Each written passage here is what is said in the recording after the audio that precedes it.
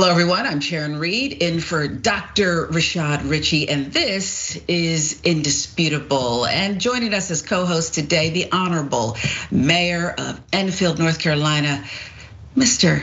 Mondale Robinson. You look good. Marriage looks good on you. We should say congrats, Mayor. I know you're just back from your honeymoon. And you're just in time to discuss, commentate with us today. So thank you and congrats again. Let's get right to it, Mayor. There is a conviction. Tory Lanez, Megan Thee Stallion.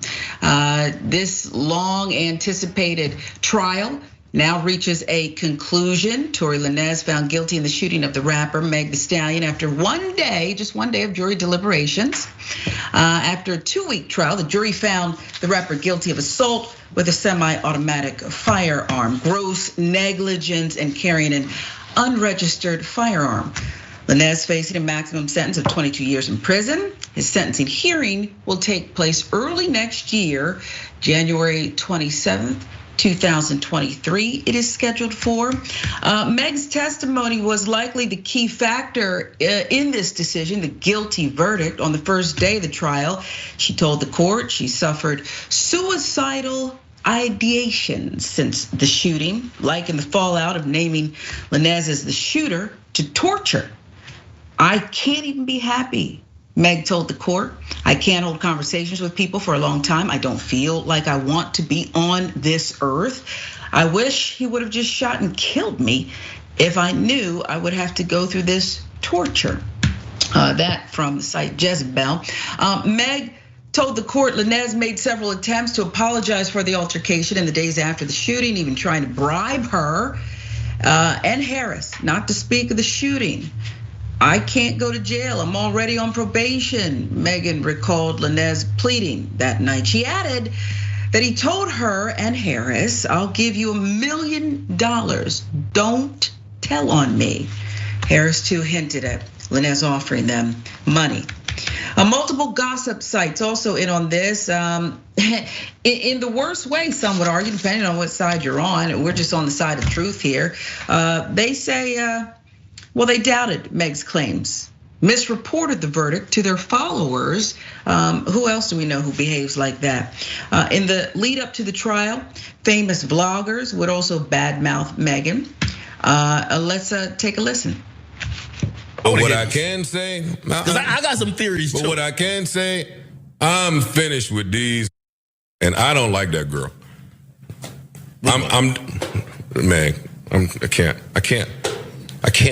I can't.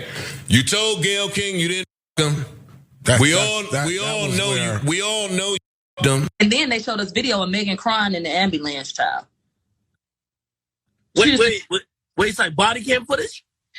I don't, it must have been. Because you could see her, they didn't say body cam. I don't know how they obtained it, but you could see her in the damn bed, and they gonna play a small clip. She talking about bad for Megan, because Megan's coming out saying, I wish that she did. She wished that she did pass away that night if she had to go through all of this. Which, knowing an Aquarius again, I feel bad for you, girl. But are you using this for sympathy?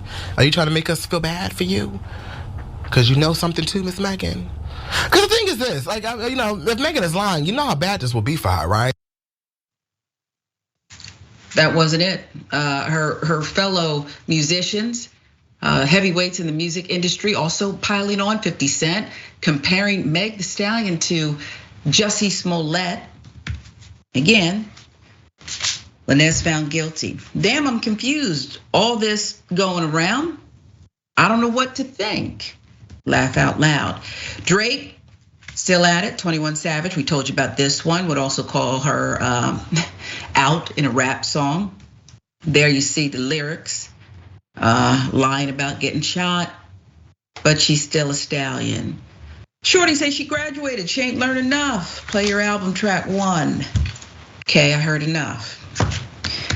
Chivalry at its finest. But oh wait, there's more. Let's let the ladies get in on it. Nicki Minaj, a real one, right? Accused Meg of lying, made fun of the situation.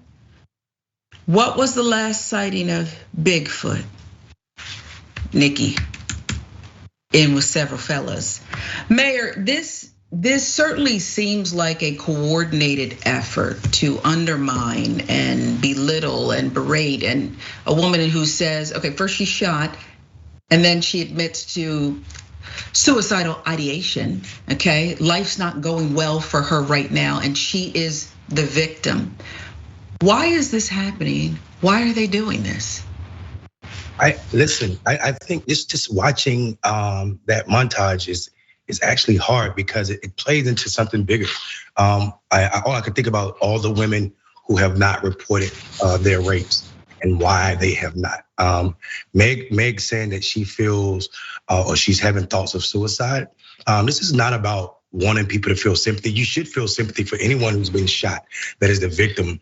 And then on top of that, to hear people, men and women, black men and women, come at her so hard. This is the machination of self-hate, if you ask me. I think the tragedy of what I see is we see someone, and people try to use her original statement as reason to doubt her. But it's commonplace. You can ask any law enforcer at any level. People going through traumatic experience usually have a different story after they've had time to sit with it or calm down. And her reasoning was sound on why her story changed. She's in a car, white officer pull up with his hand on the gun, black man in her car with a gun. Absolutely, you're nervous already because you know America has showed you what usually happened in that situation. She's already been shot in the foot. She definitely don't want to experience death, or anybody else in the car to experience death. I feel tragic about this situation, and even in the jury getting it right, even though it seemed like these other rappers and these bloggers were trying to control the court of public opinion, the jury seemed to have got it right and convicted Tory Lanez, and his arrogance was on display the entire trial, or leading up to the trial. Even putting out an album bashing Megan, knowing that he had, carried out this horrible act now that he's been convicted of.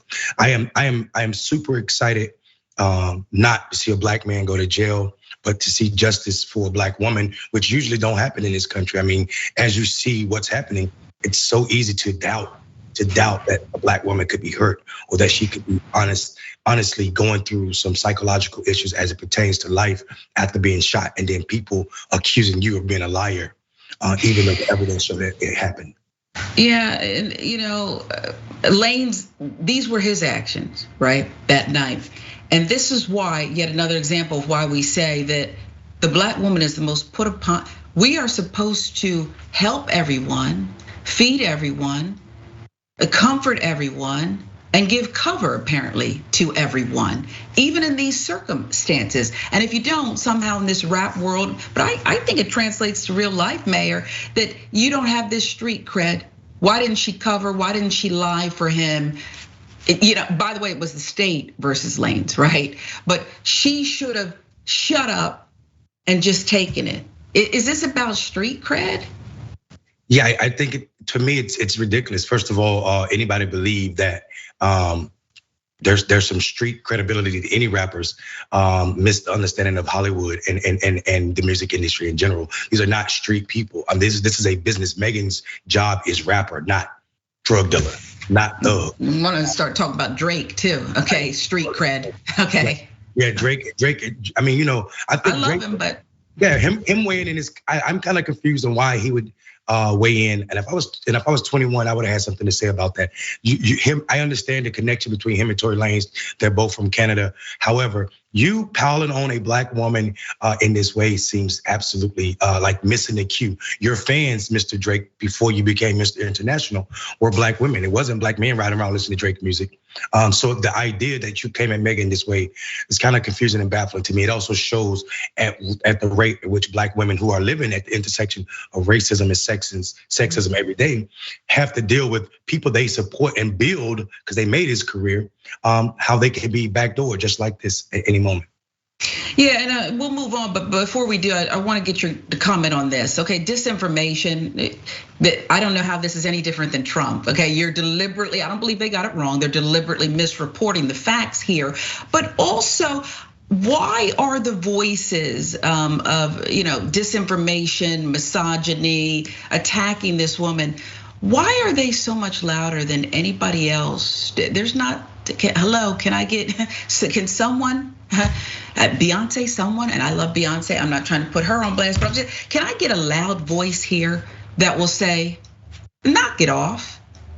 Yeah, I think, I mean, for years, people, a lot of people outside of Black women have criticized Janelle Monáe for how Black women get treated, and her like standing up 100% for Black women and being unabashed about it. And I think right now you see why you need defenders, a loud voice, like you said, to stand up for Black women, because it's so easy, even in a case where this woman is not wrong of anything and she's shot in both feet, as verified by a surgeon from Sinai.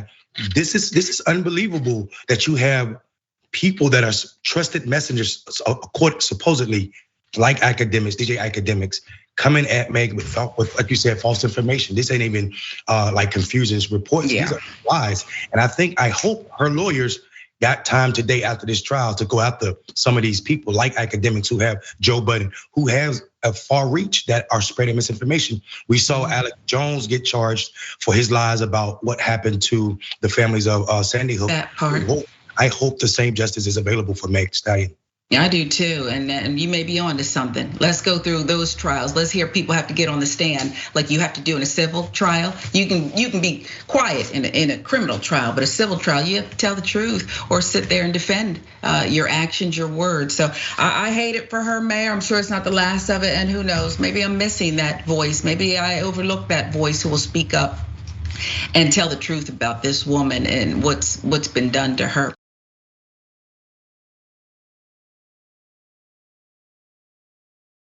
Let's move on, because the Texas governor, I don't know. I believe he's Christian. I believe he celebrates Christmas and Christmas Eve. He sent a gift to Vice President Harris's doorstep. We're talking about Greg Abbott, as we said, at it again. And this time, the governor sent to her residents migrants from Texas. It's something that he's used before, and he pulled it out of his playbook again. More than 100 migrants from Texas, including children, were dropped outside the vice president's residence in sub-freezing temperatures on Christmas Eve. Humanitarian groups gave them blankets, warm clothes, food, and shelter. All right, so there they show up in DC. You know how cold. It's cold all throughout the country, but in DC, Christmas Eve, this is certainly not the Christmas spirit, but it's what the governor's done before. 140 people on buses came from locations all throughout Texas, cited a statement from the White House, NBC did, blaming the Texas governor, laying it right at his feet. Here's a statement from the White House. Let's put that up. The Governor Abbott abandoned children on the side of the road in below freezing temperatures on Christmas Eve without coordinating with any federal or local authorities. The political games accomplished nothing and only put lives in danger. That from the White House spokesman. Abbott has been putting migrants and asylum seekers arriving at the southern border on buses and sending them to cities including Chicago, New York, and Washington since April. We've covered it here on Indisputable. In September, under his direction, 2 busloads carrying more than 100 migrants arrived at Harris's residence. So there it is, Mayor. I get that we perhaps have never been in a more polarizing situation in this country. But to use children who already, they have nothing, right? That's why they're coming here. To use them in this way, who is he? And I really mean, I need your wisdom. Who is a man who does this? Yeah, I mean, listen, you started out in the perfect context, and I think it's important that people understand this. You said, I think he's a Christian. He is. He's a white Christian. And white Christians, their studies after studies show that white Christians tend to be more racist than non-religious white folk. This is the most racist group in our country. So seeing this white man and all of his privilege and all of his power to run a state as large as Texas and have all those resources being employed against brown children, black and brown children at the southern border in this manner, some of those people, some of those kids showed up with T-shirts on in negative degree weather. this idea that this is what you should be doing on the eve of Jesus' birth speaks to what nationalism and white supremacy have in common, and it's the benefit and the betterment of white people, and it stops at that. And I think this governor just showed that it's in his DNA to show up and continue to show up in this manner. From the spring through the summer, through the winter, they continue to send these vulnerable people, the most vulnerable amongst us, which the Bible speaks against doing harm to these most dangerous climates without contacting federal or local, but for people at the border warning other folk in Washington, D.C. and New York that more buses are leaving the Texas border, these people would have been sitting out there freezing literally to death. So I think when you ask, who is this man, and you're being genuine, and then you start off saying you think he's a Christian, it tells us all we need to know about white Christianity. Also, we need to remember that this is the tradition of white Christianity in this country, coming to what they call hanging ceremonies, where they would hang black people and pick parts of their body in their Sunday best, led by prayer and their preachers, cutting off body parts, taking them home as souvenirs, or bringing them to church the next day, as they used to hang people on Saturday. I think this is the tradition of white Christianity. So yes, that is who he is, a white Christian. Yeah, and I was going to ask, but you've given us the historical context. Do you get up and go to church on Christmas Day after this? Apparently, it's okay for some people to sit in the pew after doing this the night before. It is reprehensible. Let's move on, because 45 gave a Merry Christmas wish, social media.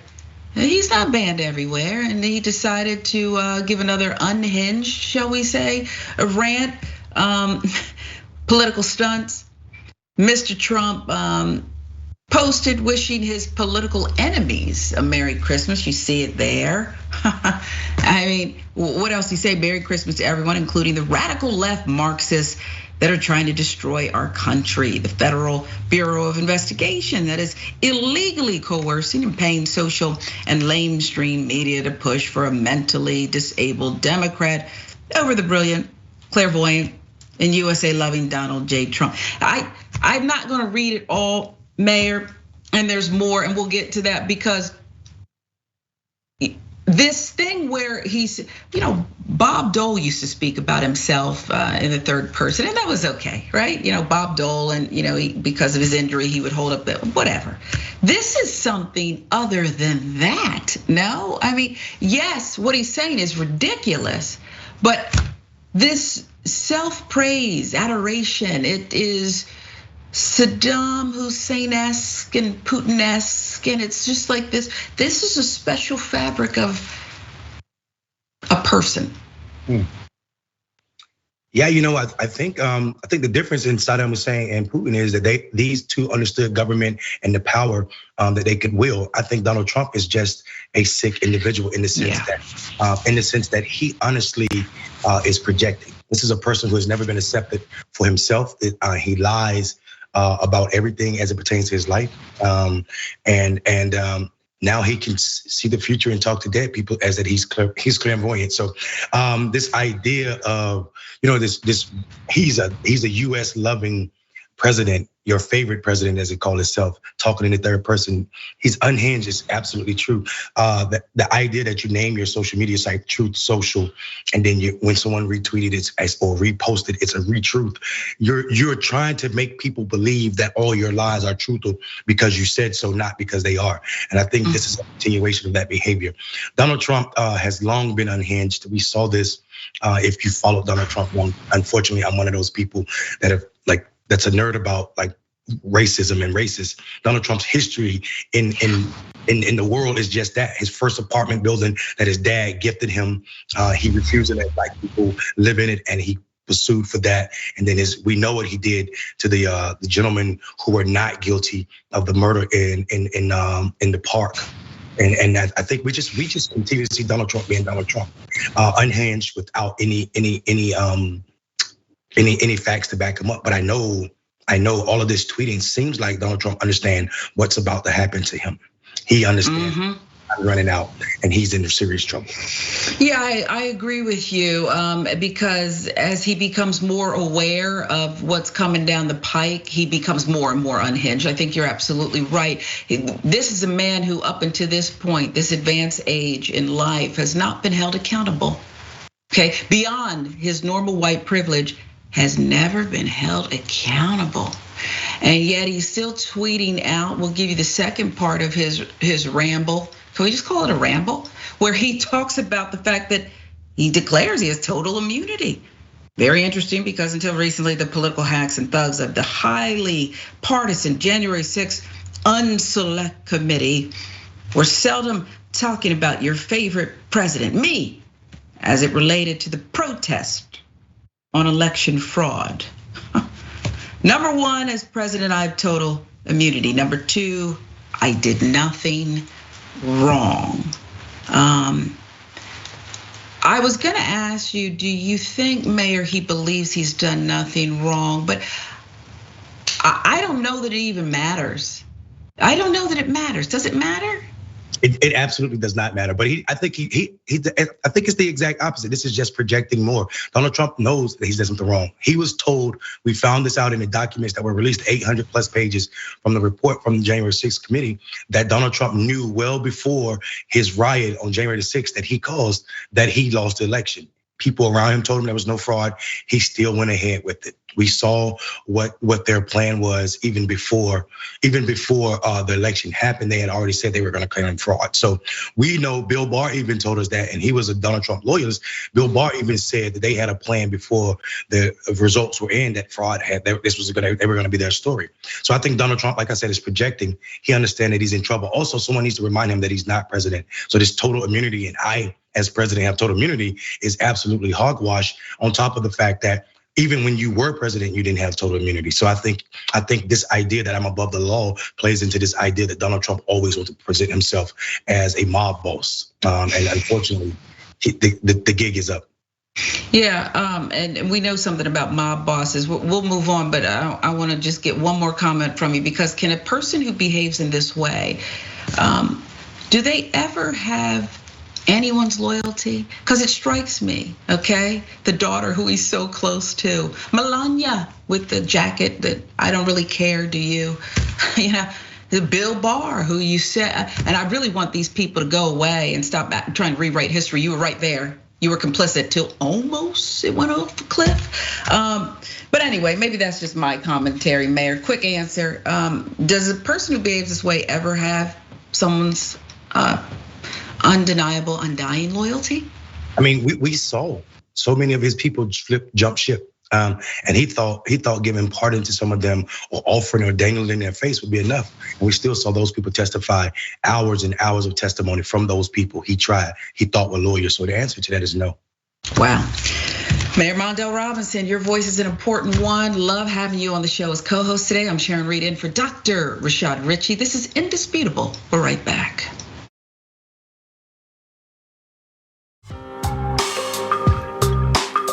Welcome back. This is Indisputable. I'm Sharon Reed in for Dr. Rashad Richey. Co-host today is the Honorable Mayor Mondale Robinson, Enfield, North Carolina. How cold is it today, Mayor? It's pretty chilly out there. I'm afraid to go outside, so I'm just gonna sit in the house and look at the cold from the window. Well, that's it. It looks good on you, a newlywed mayor. So we appreciate you being here. I don't generally like these year-end countdowns. It's like, get on with it, except for this one. Turks and jerks. It's that time of year where, we're almost to the end of 2022. So let's crown the best and worst people, shall we, of the year. A lot of people to choose from, And we're giving away Shop TYT prizes to 20 random people who participate in our Jerk of the Year poll. 23 people who vote in our Turk of the Year poll. Go to tyt.com/polls and cast your vote for a chance to win.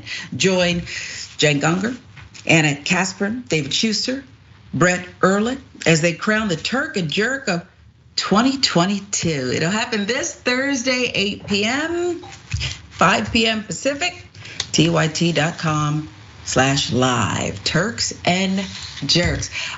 Mayor, I do want to move on, but quickly, is there anybody that pops out in your mind, the best, the worst this year? Kanye. Yeah. I mean, this is the gentleman. Kanye's a gentleman who said slavery was choice for us, our ancestors. And then he went on to bash Jewish brothers and sisters. So I think Kanye is uniquely a high-ranking 2022 jerk. Yeah, he's got to be on the list. Okay, that's a no-brainer. He's got to be on the list, Mayor. Travel. A lot of people traveling. I know you said you got back, Mayor, okay from the honeymoon. People were stressed out, some more than others. But is this the way you behave? I wish a Karen would. You want to call the police on them for having a barbecue on a Sunday. I feel free. Back off. I'm going to tell them there's an African-American man threatening my life. Exactly. So I'm going to. Best believe if I'm going to leave without my so best believe I'm going to have my here. No, because I have a connecting flight somewhere. I have a connecting flight. Give me my no, give me my I want my stuff. If it's gonna go somewhere, give me my stuff. Give me my stuff right now. Give it to me. Give me my stuff. Exactly, because it's in my plane. I'm not gonna get on this. Give me my stuff. Give me my stuff. Give me my. Give me my stuff. I'm gonna follow you. I will follow you with my boarding pass. I will follow you with my boarding pass. Yes. I will follow you.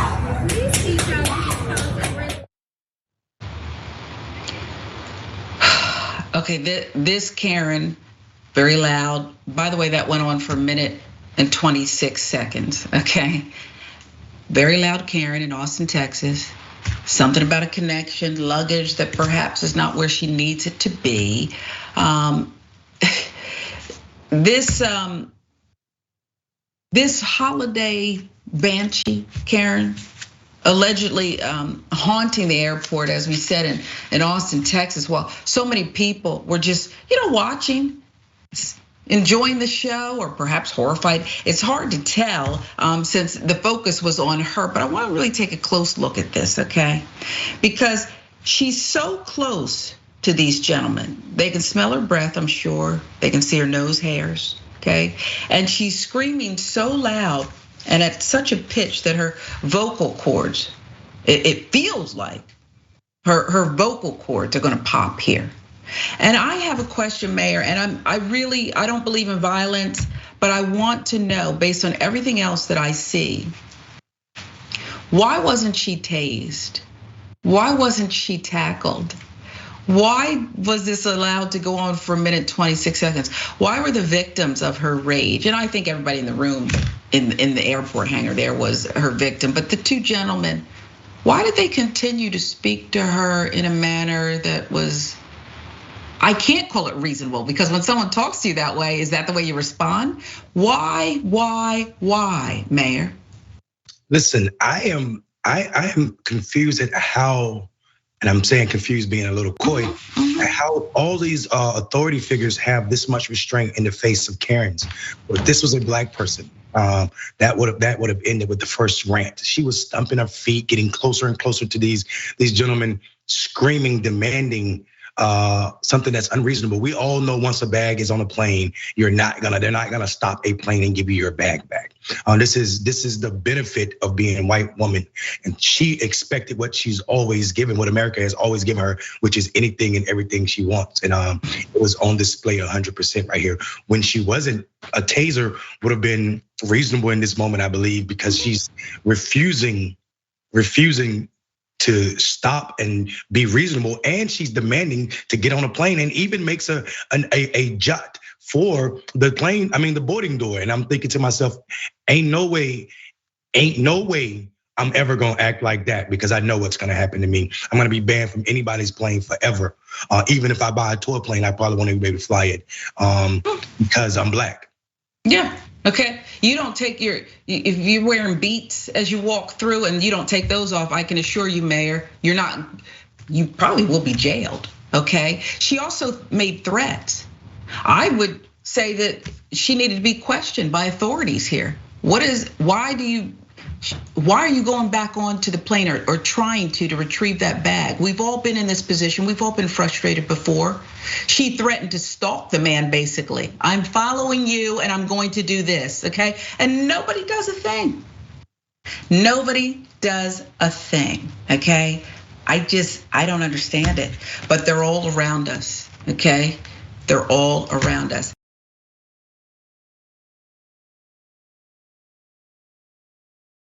How about a double dose? You want to call the police on them for having a barbecue on a Sunday? I feel free! Back off! I'm going to tell them there's an African-American man threatening my life. Terrible. Because her husband, sister, Mary Please, before I really get mad. Listen. No, I'm mad. Good. She did. You want to go nose to nose? So why did you did to those kids? You shouldn't have come here. She harassed them. Leave now. Don't you push me. I will push you and I will drag you by the feet. Touch me. Pray for her soul. She's a bitch. She's nothing but a Goodbye. Bitch. Goodbye. Bitch. You better pray for her. You better pray for yourself. Those kids went through hell. Goodbye. Don't you dare touch me. I will touch you. I will drag you by the feet. Leave. Ever. Those kids went through hell. I hope you have a good time in traffic, ma'am. Kids went through hell. Let's go. Goodbye. Kids went through hell. If you need assistance to your car, I'll be more than happy to help you. Okay, you leave me alone. How about by the feet? Get out of here. Get out of here. I use the same words. Goodbye. Whatever happened to slow singing and flower bringing? Whatever happened to let's just get together and fellowship and honor someone's memory, heal as a family? This Karen kicked out of a funeral. We'll tell you a little bit more about her, and then we'll get the mayor to comment. Here's what the poster says about her, and this may help give you some context. So this lady was married to a son that was raised by my great aunt, whose funeral we were at. This nutcase proceeded to go off and hit my dad and funeral director as well. My dad's responses still crack me up 5+ years later. Okay, Mayor, she was relentless.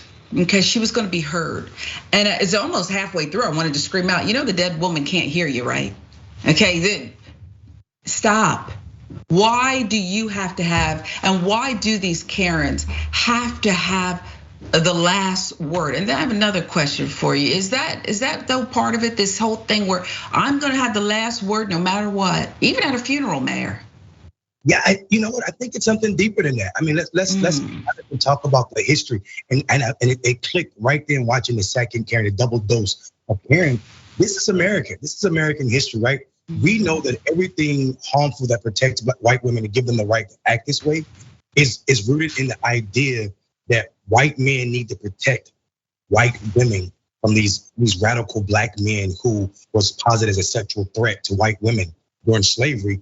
And this gave white men the right to be as violent as they wanted to, even though it was white men that were raping black women whenever they wanted to during slavery. And in some cases, raping black men as well. People don't talk about that at all.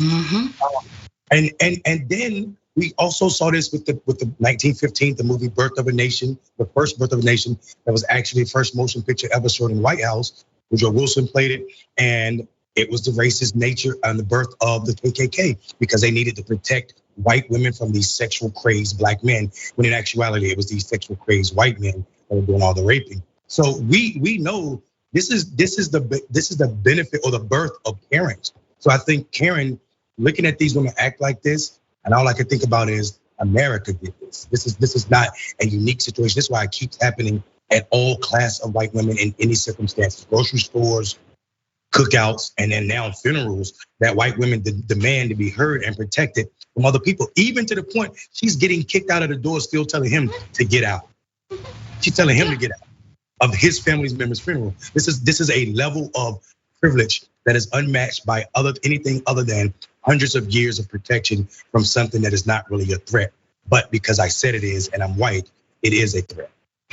I love the way you break down history, but it's so dark. It is so dark, Mayor. And when you say hundreds of years, this privilege, this way of doing business that is American, how do we escape it? And it's unfair because we only have a couple seconds left in this segment, Mayor, but we can't dial it back, can we? And able to dial it back, we have to redo this whole country. I think we need a do-over that's impossible and unrealistic. That part, Mayor Mondale Robinson. I hope you've warmed up there in North Carolina. We're just getting started here. This is Indisputable. I'm Sharon Reed, and for Dr. Rashad Richey, we're right back.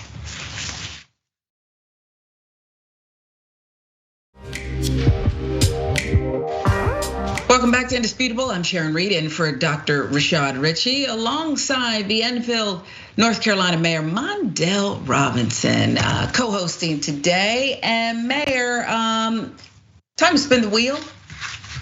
Thousands of other progressives, you can join them in bringing TYT's mission of positive change to life by becoming a member today. And here it is. When you sign up for an annual membership, you'll get to spin the wheel to win limited time perks from TYT. I've heard it from a good source that you have a 25% chance to win a Blue Apron $100 gift code. That's awesome. It's a true gift card. You can use it, Blue Apron. I mean, 25% chances. Can you imagine? Mega Millions, you don't have these kind of odds, okay? But here, 25% chance, 1 in 4 wins, okay? Other prizes include awesome offers from Shop TYT. Check it out. Sign up at tyt.com/spin or scan the QR code to get started. When we say members make TYT possible, it's not hyperbole. Literally cannot do it. Cannot do it without you. Let's get to some viewer comments, shall we? TYT members, tyt.com. This one over Karen going ballistic over her luggage at the Texas airport. Mickey C, the silver-haired dragon, says so many of these Karens are incapable of speaking in a normal voice. Isn't that the truth, Mickey? They scream like banshees because she thinks that will make her heard. To sane people, that doesn't work. The childish tantrums are automatic turnoffs. Yeah, couldn't agree more. The TYT member, do you notice that these Karens do the shakes, stomping and screaming together? This should be a new dance move called the Karen. She clowned like a petulant child. I do think that, but the problem is, well, a lot of people can dance who you thought couldn't dance. And we are seeing these Karens do this coordinated move, if you will. Let's go to YouTube comments now. Karen interrupts the funeral. Well, I tell you what, let's see how people feel about Tory Lanez. Yeah, that's right. Okay, D3 sir. Guilty. It's that simple, Mayor, right? I mean, as people give out this disinformation, isn't it up to our members, our viewers, everybody to say, no, not true, not what happened? Absolutely, and I think when people, I have a problem when people say something, pick and choose your battles. When you pick and choose your battle, you're picking and choose which people that need your help to leave behind. So we obligated to speak up all the time about truth and justice. And in this case, whenever we see misinformation about the outcome of this trial or about Megan, it's our job to say something. When we don't, we're complacent in it. Yeah, I couldn't agree more. And want to say thank you to C. Michael Henson. Appreciate your donation there. And I think you have it just right. It upsets me that Black women are the least protected group of people in the world. The people attacking Megan Thee Stallion are worse than white supremacy. Is that too strong, Mayor?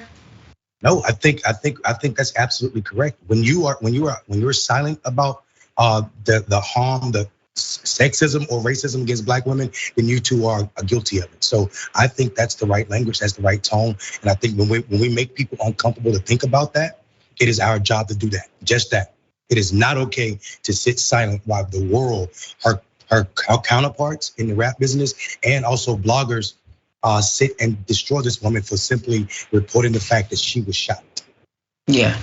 Let's give you one more real quick. Twitch, Karen going ballistic over the luggage. Another comment here from It's Just Vegas. Damn, girl. You aren't the first or the last to have problems at the airport. That's a bit of an understatement. It's Just Vegas. We appreciate very much the comments there. But these Karens and their behavior, we've all seen it, and it certainly does resonate.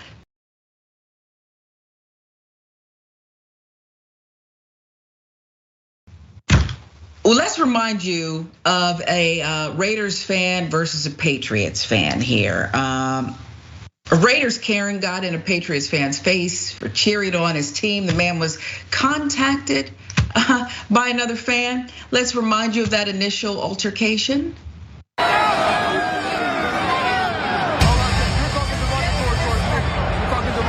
really? You said about Carmen.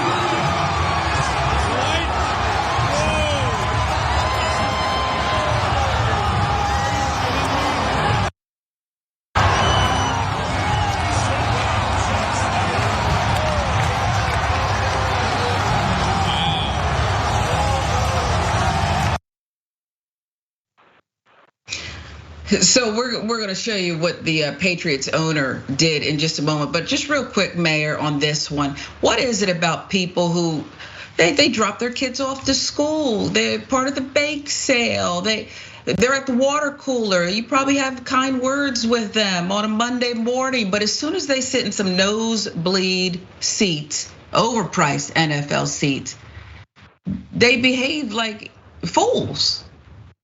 Yeah, listen, this was disturbing to me. I think people have to understand these are clips at different parts of the game, which means this woman and this man continually came across the aisle because their seats were to the left of the aisle to get in this man's face. For him to sit there and take that all game is way better and way more for than I would have been. I would have responded probably in a different manner. I think what we're seeing is this is your true character. You are all in his face, bumping into him, and then the man is sloppy drunk over there talking about or adding fuel to the fire. Don't touch me. You're on the wrong side of the aisle where your nosebleed seats are, talking about don't touch me. You are putting yourself in his personal space, saying don't touch me. This is again the epitome of white supremacy. I own all this space, even the space that you physically occupy. So don't touch me in mine. It was disgusting for sure, hard to watch. Yeah, and like you said, no one in your party of two would say, maybe I'll take turns and say, hey, come on, calm down. Let's simmer down. No. Bob Kraft, the owner, colorful owner of the Patriots. So he said, you know what? I'm gonna do something nice here. So let's watch that. How are you, man? How are you? Good to see you. I'll tell you, what you did was so classy. And you represent what our whole franchise is about, building bridges. Yeah, but let's get your... Got my name on it? Name and, yeah. Okay, thank you. Okay, maybe you stay with it. So I got another, you know what? How about you guys, it's kind of cold. How about if you come to our suite and watch the game there? Yeah, I'll do that. Okay. Yeah, why not? The food is good. You know, the owner's suite. It's not the overpriced. They pretend it's the filet and stuff. He's got the real stuff. They probably had lobster there too. So let's tell you more about it. Bob Kraft there invited the young man to the Patriots-Bengals game this weekend. Look at them together. They partied. They had a great time. The gentleman, Jerry Edmond, says the altercation happened after his beloved Pats scored a late in the game touchdown against the Raiders. And though his team was losing, Edmond was eager for something to celebrate at his first visit to an NFL game. This is his first experience at an NFL game, and this is what went down. He shouted words of support for his New England Patriots. It all started when the woman comes up to me and she tells me it is disrespectful that I am cheering for the Patriots in the Raiders stadium, her house. That part, Mayor, you said she owns everything, this woman. At the game, Bob Kraft, the owner, invited him to the suite. And here's what Mr. Edmond said about that. I got a whole lot of chants of Jerry and just good deeds never go unnoticed. It was like a dream. It was like a dream. I was shell-shocked for half of it, for most of it, actually. And he even has the jersey the Patriots gave him, his name right there. And if you know anything about New England and the pride, even during a losing season, they've taken the team. This was everything to Mr. Edmond. Why do you think, Mayor, that Mr. Edmond didn't strike back? I think I know, as a black woman who's been around enough black men in stressful situations, why, but I want to hear your take, Mayor. Yeah, I mean, it's probably a combination of being black in America and understanding that the whole force of this country's law establishment would have been against him if he touched that white woman or even that white man. And then also the idea that he's at his first game, and like you said, the Patriot fans are loving and faithful fans. So I'll take away the loving. The faithful part is, regardless of their season record, they are super faithful. So I think him not wanting to spoil or wind up in a jail cell probably had a lot to do with that. I think it's funny that we're talking about these white people that showed up this way with Raider jerseys on, and then this black man with a Patriot jersey. The irony of that, if you consider that white people raided Africa to bring black people over here, and the way we're forced to defend this country regardless, and he had on a Patriot jersey, it was all too much for me. So I mean, I have so much more to say about this, including Rob. Kraft. I'm not pleased with Kraft at all. Yeah. And people may forget that it was 2020 when he was donating large amounts of money to Donald Trump's campaign, and he got called out by the Spurs coach in a different sport, basketball. Mm-hmm. Popovich told him he's a hypocrite for giving so much money to Donald Trump while you sit and try to put out statements about George Floyd's murder. So for him to say that this young man with all this poise and control represents everything this franchise stands for, I wanted to laugh hard, because his franchise is responsible for Deflategate, where they flatten balls so Tom Brady could throw touchdowns when it was ice cold outside and his players still could catch them. And they won a Super Bowl off of that. His players they're responsible, his franchise is responsible for recording other teams' plays using technology that is illegal in the NFL. So I laugh. There's no trust in Robert Kraft and also his franchise. So it is actually that man's behavior that is the opposite of what his franchise stands for. Well, don't forget about the NFL commissioner, who had to be pretty much, it looked like a hostage video in his basement when he had uttered the words Black Lives Matter. He was forced to, I don't know who was behind the scenes, or how he was coerced, but it looked like a hostage video. And it is interesting, Bob Kraft, he did something nice here, and Mr. Edmonds was happy. But when he said, I almost fell out when he said, this everything, he used the word class. Mayor, and this is the same guy. I thought he might throw in a massage too or something, but he didn't do that. He didn't go that far. He just said, "Come to the suite and enjoy yourself." No, nothing else nefarious there. He probably cut the massage. That part about the massage got cut out the clip. Yeah, it probably did. They made it. Yeah. I don't want to disparage Mr. Edmond, but I know what Bob Kraft enjoys, how he enjoys partying, because I read it in the paper.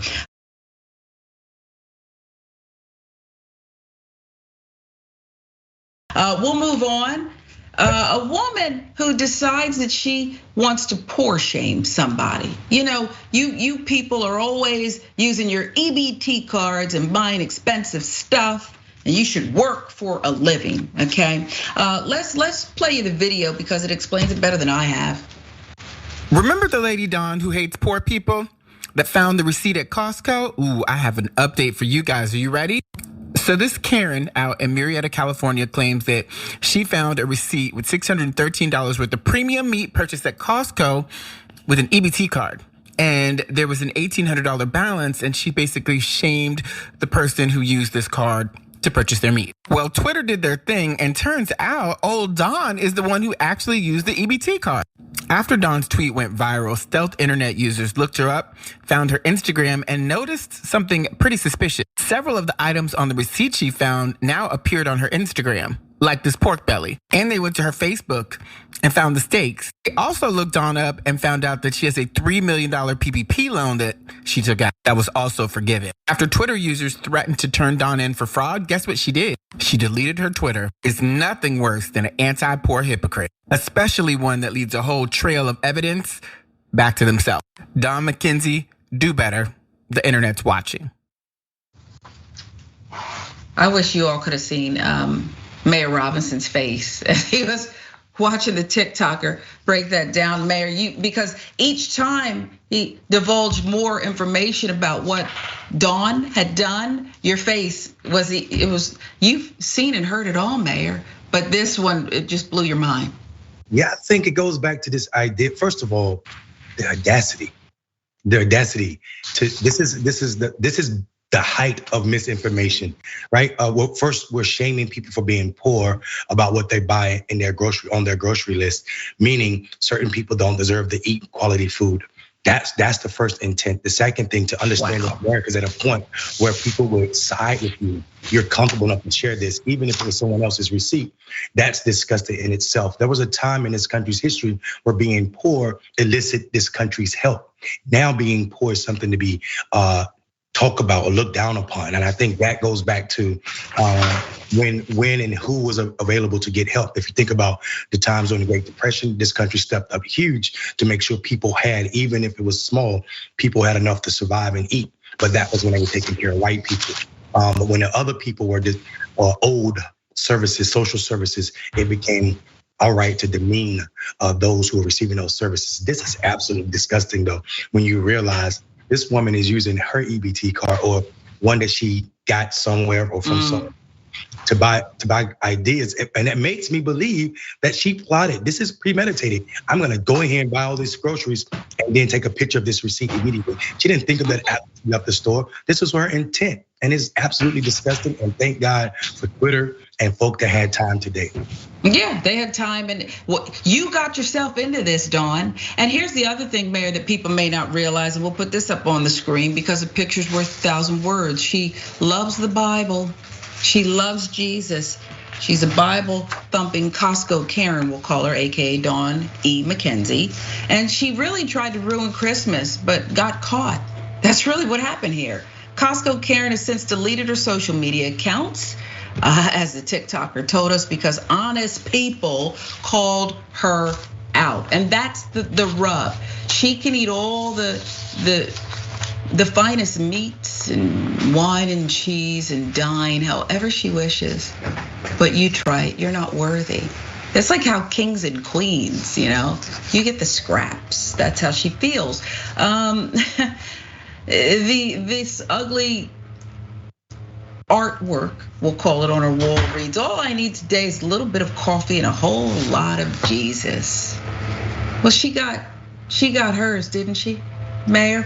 Again, the tragic comedy of her downfall came about after she took it upon herself to share photos of the Costco receipt, complaining that whoever spent $600 on luxury foods using their EBT card was taking advantage of you, the taxpayers.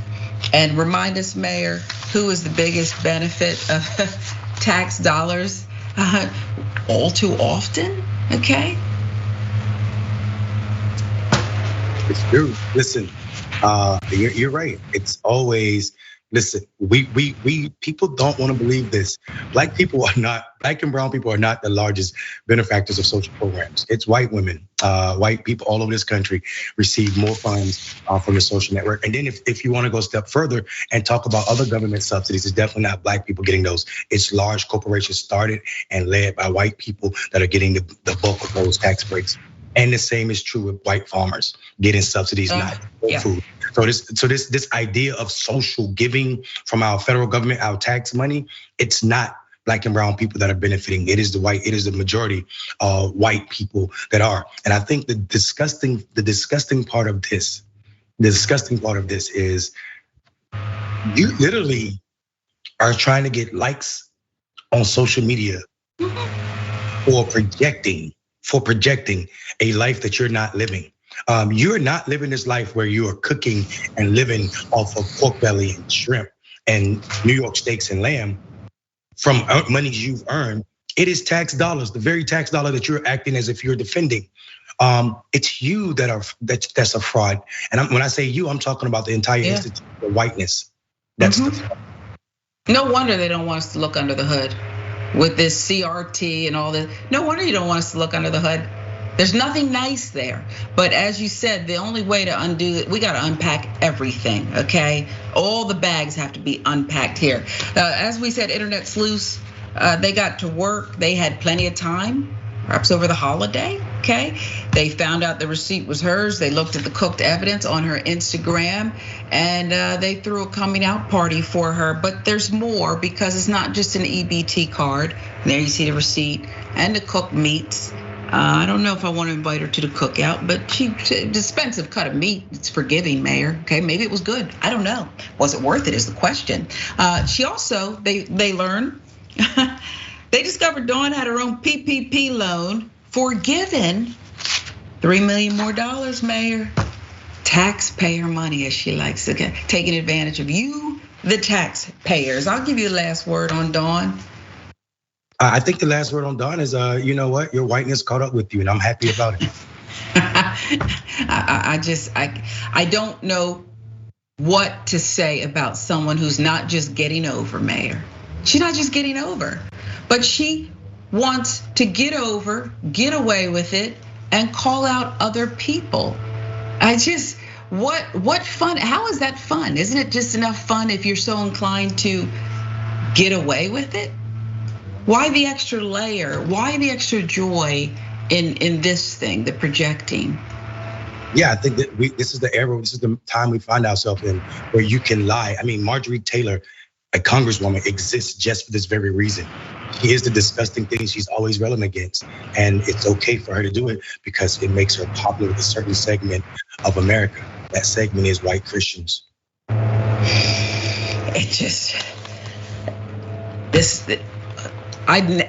I want some pork belly. Other than that, that's a period. Dawn, you're unwell, get some help. We're right back. Much more Indisputable when we come right back.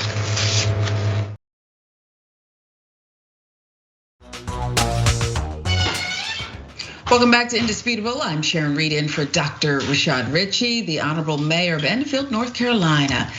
Mayor Mondale Robinson is the co-host today and a newlywed. So congrats to you, Mayor. We appreciate you. Let's get some viewer comments in, shall we? TYT members, this is about Bob Kraft's rewarding that Patriots fan after an encounter with a Karen, a Raiders Karen. Conrad Williams says Reagan was a big poor shamer. So he's commenting on both. Always talking about welfare queens and big bucks buying steaks while taxpayers struggle to buy hamburger. Conrad, you're right. Ronnie Reagan did do that, didn't he? YouTube now. This on the Patriots fan rewarded after that Karen encounter. Tall lady says, I bet that Karen was mad that this man got treated out to a lovely front row seat game. Of course, okay. Had a hangover and then had to see that. Michelle says, wow, epic, checkmate.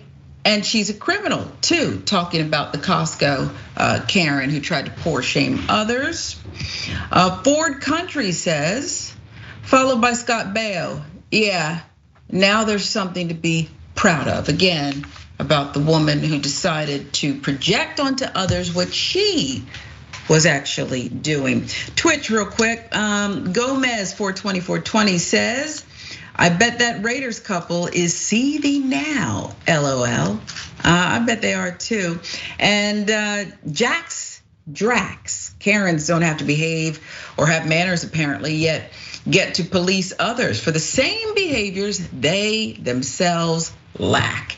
And that is really the rub here, isn't it? There's two Americas, one for black and brown people and one for others, okay? Make up the rules as you go along.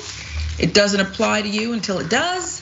They get to decide everything. They're the deciders of everything. And that brings up this next one. An officer who laughed at a woman, a senior citizen, arrested over a trash bill. One of those Alabama officers, you can hear him. Last month, this happened to an 82-year-old woman arrested for not paying her $77 trash bill. And again, heard laughing during the encounter. You Martha Minifield? I am. Miss Minifield, we have a warrant for you. For what? Not paying your trash bill. What? Yes, ma'am.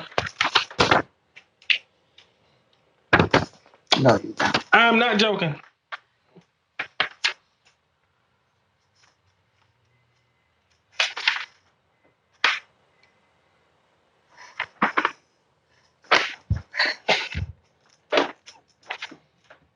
So you're gonna handcuff me and take me to jail? Yes, ma'am. I got to. What did I marry?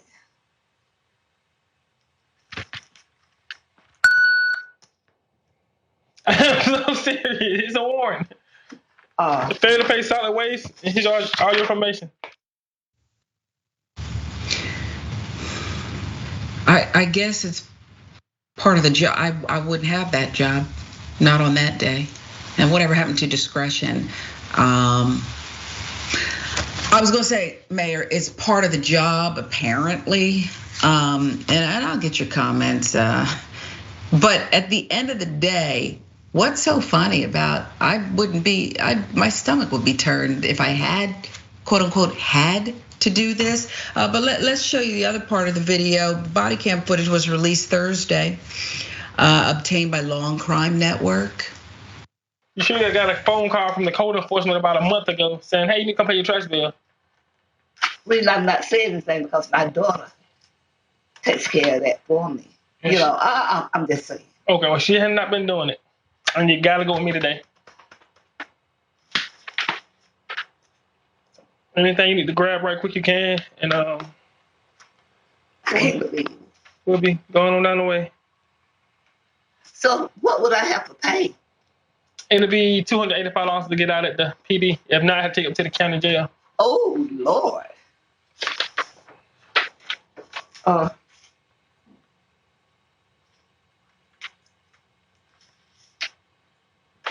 Did you just take one?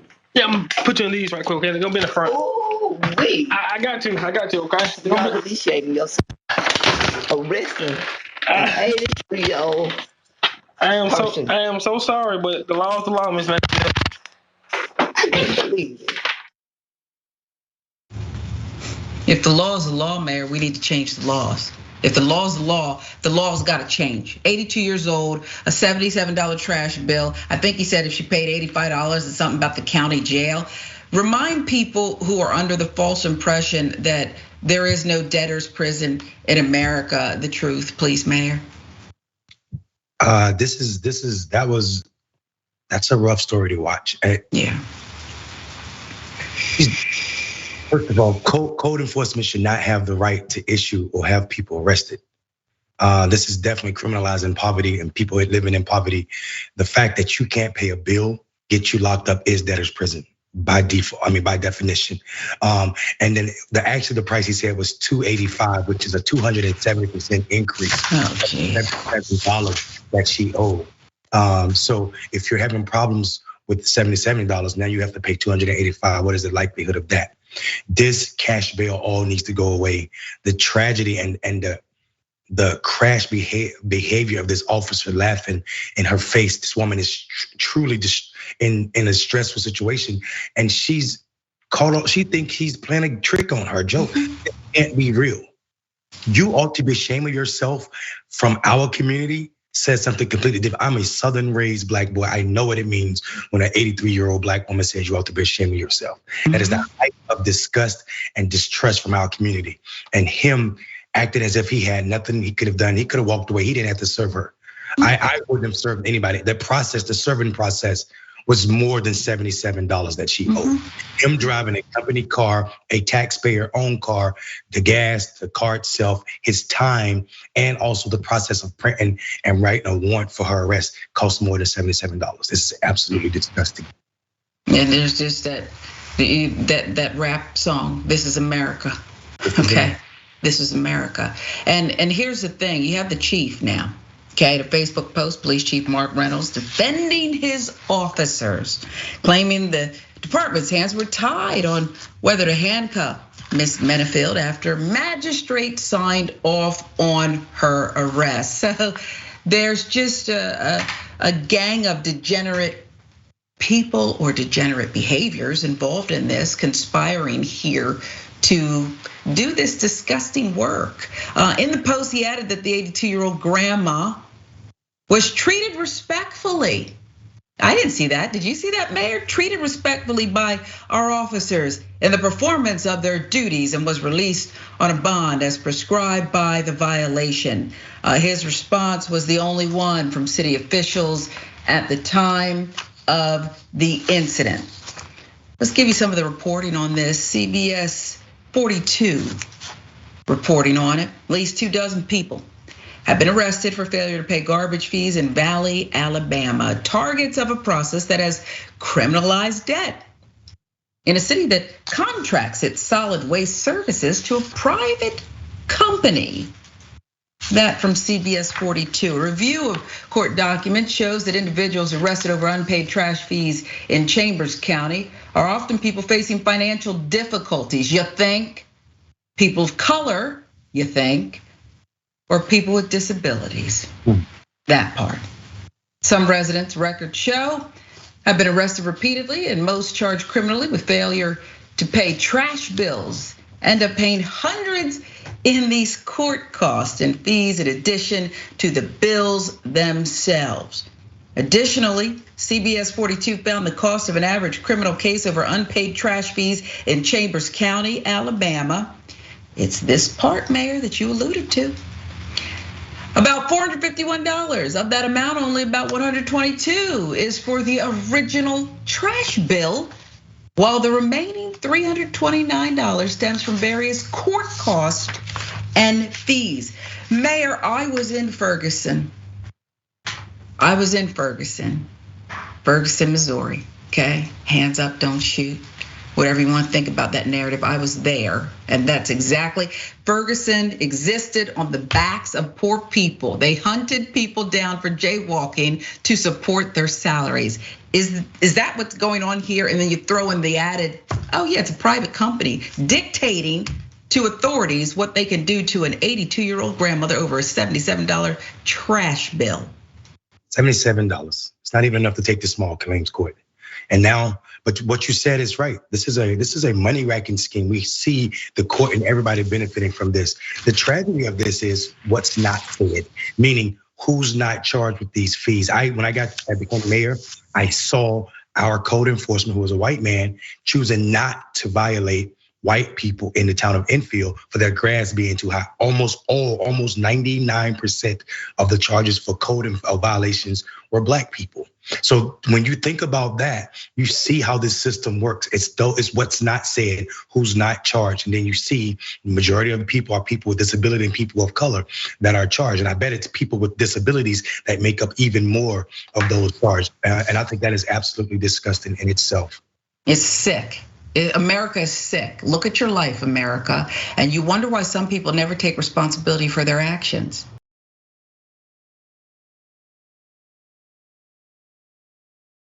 So let's give you an update on this one. Capitol rioter planned to assassinate FBI agents who were investigating him, right?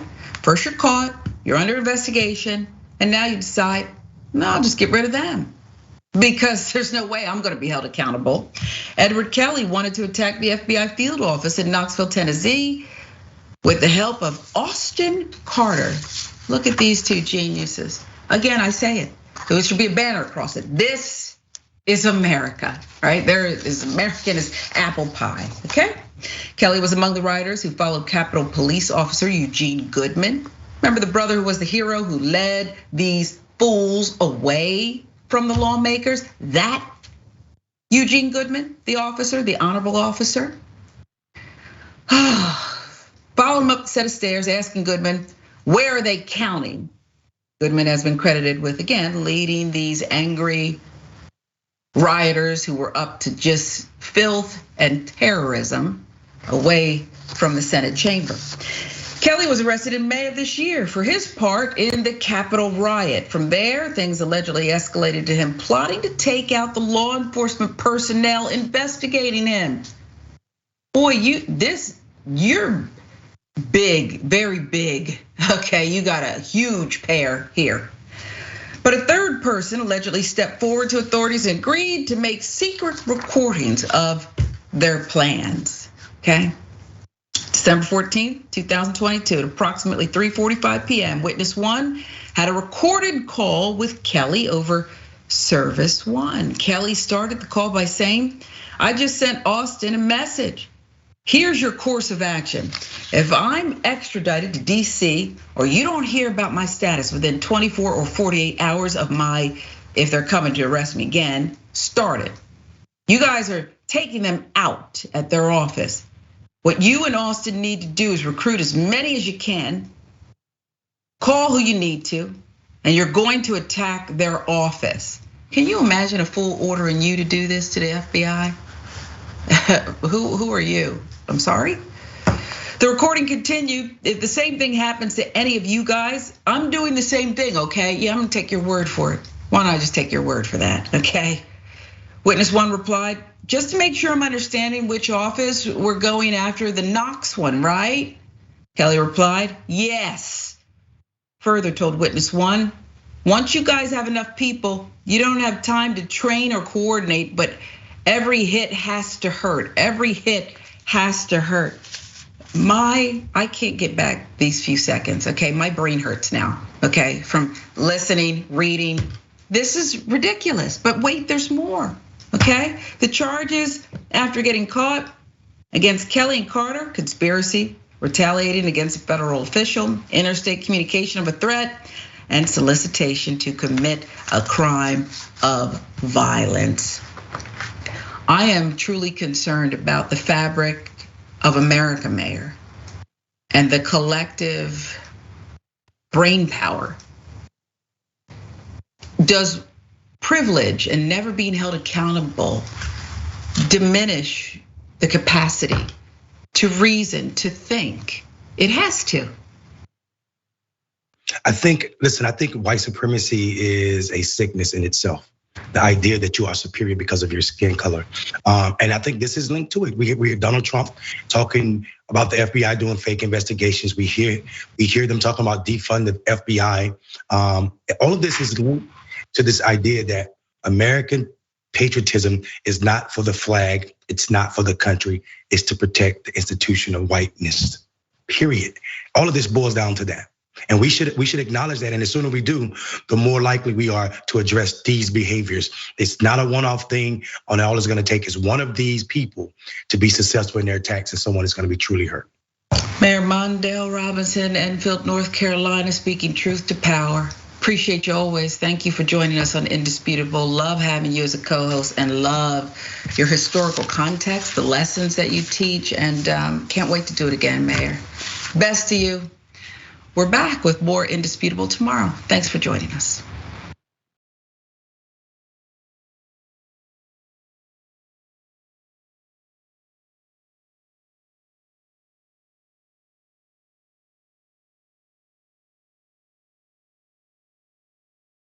Welcome to Indisputable. I'm your host, Dr. Rashad Richey. We got a lot happening today. What do we do on this show? We tell the truth. You know why we tell the truth? Because the truth is simply indisputable. Rashad, great to be here. Congratulations on the new show. And I gotta let everybody know that Rashad and I go way back. People still need health care, so I won't stop. People still need criminal justice systems reform throughout this country, so I won't stop. And you won't stop either.